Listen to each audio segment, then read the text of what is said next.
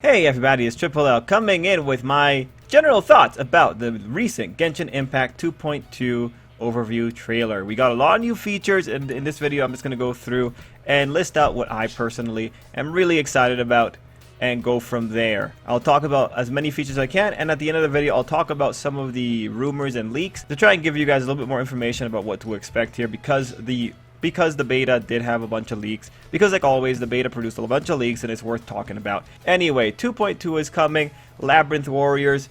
Let's get into it. It's the scent of monsters, the aroma of battle. Now, this patch is being called a filler patch, but I think it's, we're not getting the next region until next year. I think when you look at it, you're getting new content that's permanent, that being the island, and I think this is better than a regular filler patch that only comes in with events. We have the new content. So overall, I'm excited to explore the island because it did show up in the leaks here and there. But yeah, let's get into the things that I really enjoyed. The first thing, of course, is the artifact increase going from 1,000 to 1,500. I have a lot of artifacts. I don't have time to go through them and sort them. I keep a lot of my 5 stars because I don't know what's worth destroying and what isn't. Some things are really easy, like take out anything with the defense substats. But, that still takes time. I have to go through every artifact to make sure. And I also want to be relatively future-proofed. I'm also trying to roll for good substats. So there's still many artifacts I need to work on, see if I can get a good substat roll on it. So because of that, yes, I 100% want to hoard more. Thank God we're getting 1,500. That's great. I do kind of wish we had some way of changing substats after they've been selected. But what can you really do? That said, 1,500, I'm really happy for that. The next thing that I really enjoy here is Thoma, the new character. Of course, I think actually I will be pulling for him. Maybe just do like 20 pulls, see if I get him. Now, of course, he's a 4-star. He's a shielder. That, to me, seems like a good thing. And because he's a 4-star, I know that in at least a year I will have C6 Thoma, so that's also pretty good. Now, the one thing that I am really sold on the character for is that fishing bonus. I do want that opportunity to maybe catch 2 fish, especially if fishing is going to be a system that still produces more weapons in the future. If I have to go around catching unique fish, I 100% want someone that's going to make that whole process a little bit easier. If Thoma ends up being the only character that has a fishing bonus for like the next 6 updates, then yeah, no, 100%. They only really had to tell me that there was a character coming with a fishing bonus to make me want to pull for it. So I'm 100% in on Thoma. Speaking of that, the Hangout events. This is the third thing that I really enjoy personally. I like the Hangout events. I like how they've been implemented. Sayu's in it. Thoma's in it. Not people I would want to hang out with. Not, if I had a selection of all the characters available in the game right now, they're not the ones I would select. But it's new content. I'm sure the scenes will be cute. And at the end of the day, I get primo gems for it. So I'm happy. Next, the permanent content that's being added in, Tsurumi Island. This one's really interesting. There is one more note about this island that came out from the beta leaks. I'll let you know at the end of the video. But it's a really pretty island. I'm excited. New island brings new treasure chests. Again, I'm not sure if you realized, but I'm all here for the primo gems. So anything that gives me primo gems, I'm pretty much going to be going for it. Speaking of the new island, we have the Rifthounds. Now, usually I don't really care about enemies, and I'm sure in the Abyss these guys are going to be extremely annoying. But they have really cool designs, and so they are here only because of the cool designs. I thought they were exciting. Next, we have Labyrinth Warriors, one of the new events. Now, this one, like most events in Genshin, is going to be temporary. I find this really interesting for a lot of different reasons. Firstly, it's that Childe is going into the event, and Xinyan is also in the event. And really, when it comes to her, I think it's funny. We have a music event, but the rocker, and mind you, maybe she's not part of the music event because she's not capable of doing delicate movements that music event requires. But I do think it's funny that the rocker is going to the combat dungeon and skipping out on the music event. It's a funny visual. As for Childe being there, it is a unique combination. The hosts were pointing out that it was kind of unique. I'm interested to see what the story is. Regardless, it's an event. We get primo gems, and we also get a free character, Xinyan, on it. So, good stuff. Next, after that, the thing I'm excited about are the new banners, Childe and Hu Tao. Now, I already have Hu Tao. I already have Childe. Am I going to pull? Maybe I'll do a 10 pull on Hu Tao. Well, actually, no. That's where Thoma is, so I have to do a few pulls on that one. With the banners, what actually excites me a little bit more is the stuff about Childe, because Childe, this is his third banner right now. I do have my ideas about what's going to happen, and I do feel that these banners are coming up because I feel that MiHoYo is doing something dangerous here with the character. So I'm looking forward to see what ultimately ends up happening with the update. Next thing that's coming is Dreams of Bloom, and this is pretty much just a growing event. If there's primo gems, I'm happy. I know it's furniture for your Serenity pot, but as long as I get a little primo or something out of it, whatever. It's also very pretty. I thought legitimately it was pretty.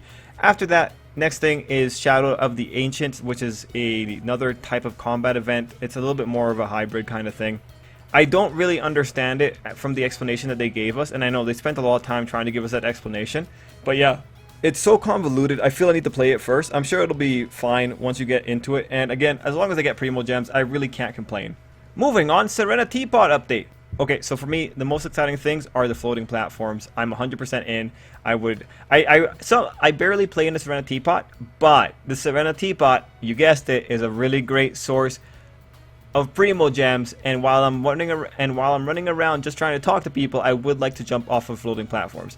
So that's exciting, and you know, sometimes I get in the mood to just city build a bit. So I think it'll be a fun one. I know I have it pretty low down on my list here, but that's just because of the nature of the thing. I am also very excited about the remarkable chest, just because I like opening treasure chests in the overworld. Just, you know, just part of the exploration process. So I'm totally fine with having more treasure chests available for us. Now, the final big event is the rhythm game.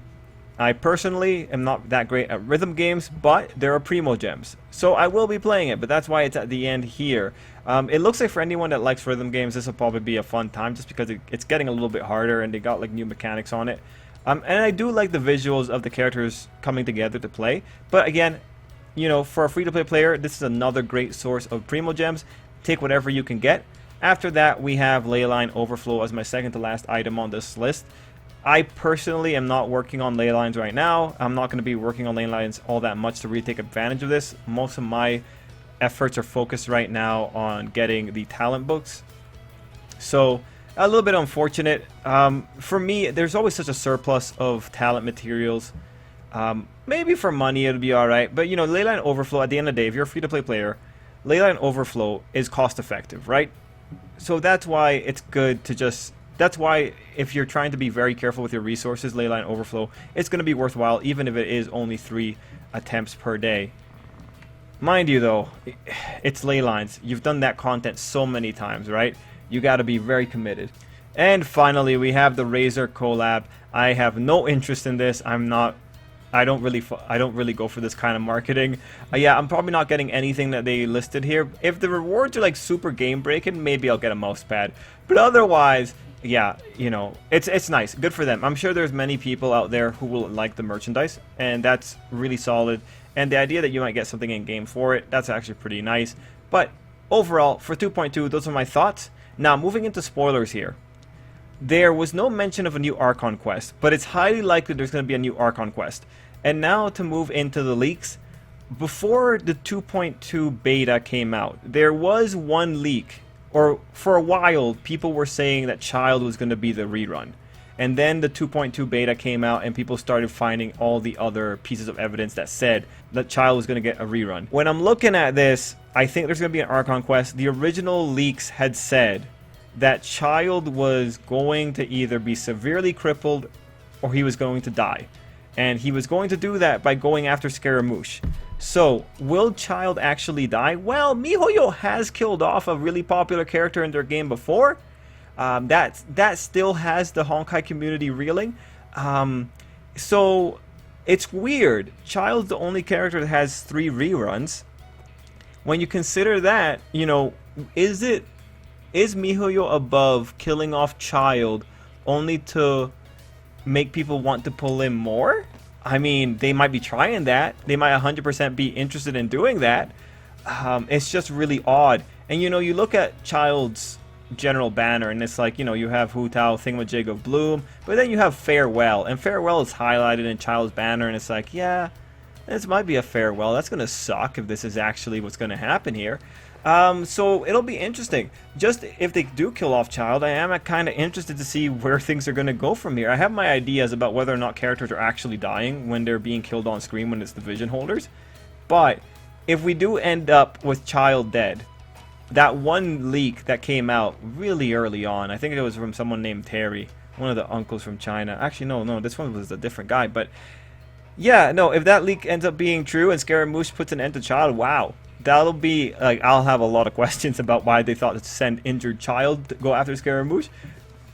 Now, one last thing is that there were very early on leaks about Tsurumi Island. And there is, or if I recall correctly, there's a section that involves ghosts and a red overlay. So, given how creepy Tsurumi Island is, like, actually, probably, the ghost thing is probably legit. So just keep an eye out for that. But yeah, overall, 2.2. I think we're getting the last official island for Inazuma. What do we really have going from here? 2.3 is rumored to have Goro coming in it, and maybe one other new character, but Goro is pretty much locked in from what I've understood from the leaks. And going on from there, you know, the other pieces of content that we have on the horizon, there's a few spots. We have the chasm, which ultimately connects us to the rest of the world. We don't know when that's coming. We have the Dandelion Sea, which is probably going to be a new area. And there's talk about some undersea area that's between Liyue and Inazuma, but we don't really know if that's actually going to become a thing. Regardless, I think we have probably one more patch guaranteed of new content before we go into the new region. And when I say new content, I mean a new region to explore, kind of like Dragonspine. That's what I think. We'll have to see when exactly we find out about that. Anyway, everyone, that was the 2.2 broadcast. Let me know what you thought down below, and until next time, I hope you have an absolutely great day.